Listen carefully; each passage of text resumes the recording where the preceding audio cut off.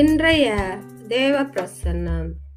கர்த்தருக்கு பிரியமான பிள்ளைகளே, இன்றைய தேவ பிரசன்னத்துக்குள் பிரவேசித்து கர்த்தருடைய வேத வசனங்களை நாம் தியானிப்போம். ஆமென். சங்கீதம் 32 அதிகாரம் 7 வசனம் 8 வசனம்.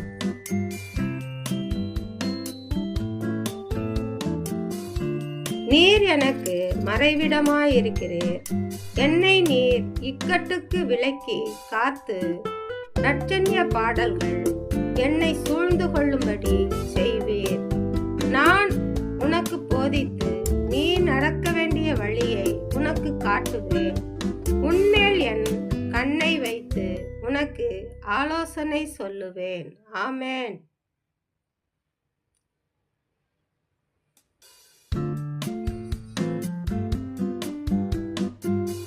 கர்த்தருடைய பிள்ளைகளே, கர்த்தர் நமக்கு புகலிடமாய் தஞ்சம் கொள்கிற இடமாய் இருக்கிறார். நம்முடைய கர்த்தர் நமக்கு நம்முடைய இருதயம் வியாகுலப்படும் பொழுதும், நாம் மனிதர்களால் ஒதுக்கப்படும் பொழுதும் நமக்கு கர்த்தர் அடைக்கலம் கொடுத்து நமக்கு மறைவிடமாய் இருக்கிறார். ஆமென்.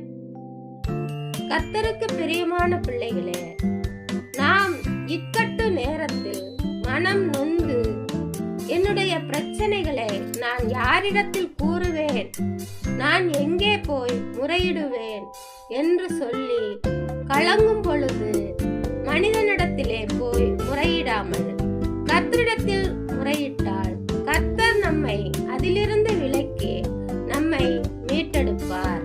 ஆமென். அவருடைய இரட்சண்யம் நம்மை சூழ்ந்து கொள்ளும். ஆமென்.